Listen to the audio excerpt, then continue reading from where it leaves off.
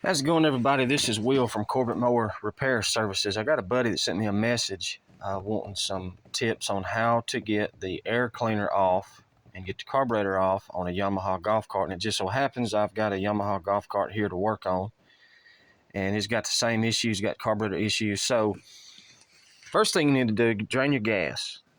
It may have water in it. Do the simple thing first.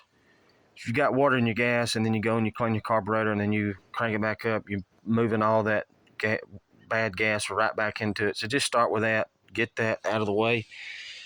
Now, to get to the carburetor, we got to get this air cleaner box off of here. And to start off, you've got two 10mm bolts there in the back. You'll have one there and one there. Just zip those right out. Those are no problem. Now you got to move to the front. The front is a little bit more, it's not hard, but it is aggravating. You've got the carburetor coming out, and then you've got a neck that goes from the carburetor up to this box. These three 10mm bolts hold the air cleaner onto that throat coming off the carburetor. And a lot of times people will waste their time trying to get those three bolts out. Don't do that. Get you a 1/4-inch wrench and a deep well. I'm using 12mm socket. And get your socket in there and just break those bolts loose. Just break them loose, and then you can just use your hand, your fingers, and screw them off the rest of the way. Now, if you cannot fit your hand down in there to unscrew the nuts, then holler at your wife. Let her come out here. If you don't have a wife, then probably what you're going to have to do is dislocate your elbow so that you can bend your arm in a real unnatural kind of way. Then you'll be able to screw those nuts off, pop your elbow back in place. Now you're ready to set your air box off. You will have this little vent tube coming from the valve cover. That just pops right off. Then you'll move that to the side. Now it's just getting the carburetor off of here. All right, you've got your choke cable, and then you got your throttle cable.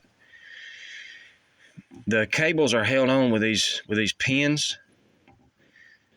All you do is pull the little clip out, take the pin out, and the next thing you need to do is put that pin back in there and put your clip back in there. Because if you lose that and you go to Walmart and you say, hey, I need a pin for a Yamaha golf cart carburetor, they're not going to have a clue what you're talking about. Do that on both of those. Get those out of the way. All right, next what you're going to do is remove this plate that holds this linkage on. I've already loosened these, of course. This Phillips head screw, take that out. Don't strip it. Bear down on it real good and pop it out of there. Then you want to take this one out. This is what is holding your choke cable onto this linkage. So take that out. Don't lose it. Move it off to the side. Then that cable's free. And then once you've got this screw out here,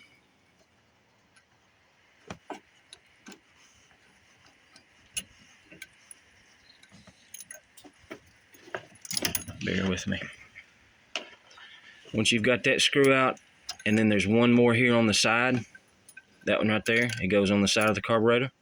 You'll get that one out, then that whole thing will move out of the way.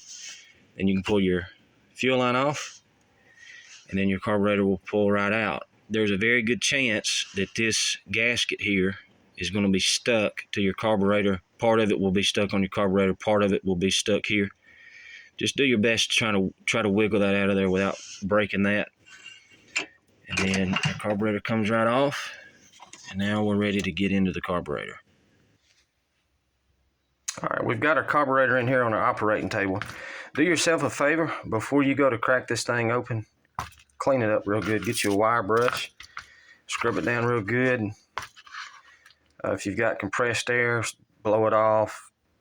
Starting fluid, spray it off. Just get all that real good and clean so that you don't contaminate the inside. All right, once you've got it cleaned up, you're ready to get into it. First thing you're going to do is take a 10mm wrench and break this nut loose, bolt loose.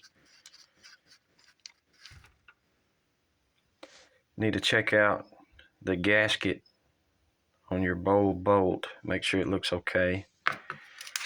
And then you're ready to just break your bowl loose.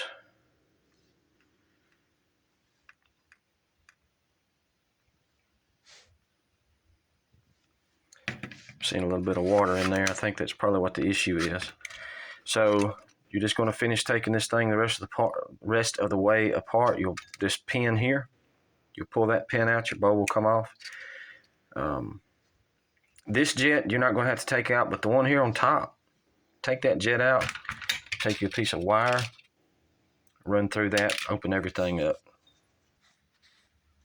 All right, I did lie to you about one thing. When you go to take your bowl off, you pull that pin out. I told you that you didn't have to take this jet out. You actually do. This jet right here, take it out, and then your bowl and your needle will come right out. One thing I did want to share with you. So this is an overflow valve here.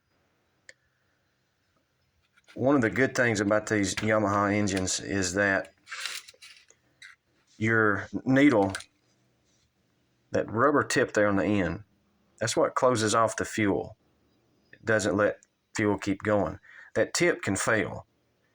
And on most engines, when that tip fails, fuel just keeps flowing and it dumps into your crankcase, thins out your oil, it can ruin your engine. These are set up to where when that tip fails, the excess gas will travel up and it'll come out of this pipe. So if on your golf cart, you may think you've got a fuel leak or something. If when you're trying to crank on it, or even while it's running, if gas is coming out of this, then you know that your needle has failed and you need to replace that. So I've got this apart. I've got it pretty well cleaned up. What I like to use is this carburetor cleaner that you can put the straw in. But this one was pretty dirty. That trash there in the bowl, and it's obviously in the jets and all that. So we're going to finish cleaning it up, put it back together, and then I'll show you putting it back on. All right, once you've got your carburetor put back together and ready to put it on, the first thing you want to do is put this plate back on. Start with your screw there on the side. Put that screw back in, and then put your screw back there on the top.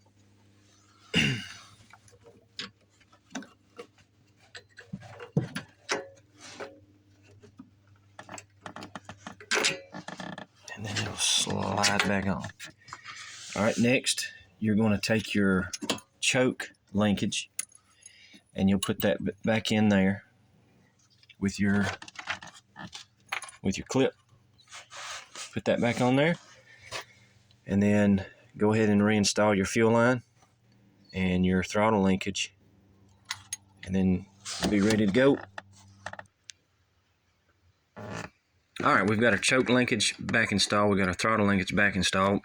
Make sure when you go to put your choke on that this clip covers the metal end on your choke line. And then just verify that it's opening and closing all the way. That's the way you want it to be. Put your fuel line back on. And remember the thing I told you about, make sure you don't lose or drop these little pins. Oh, I did that,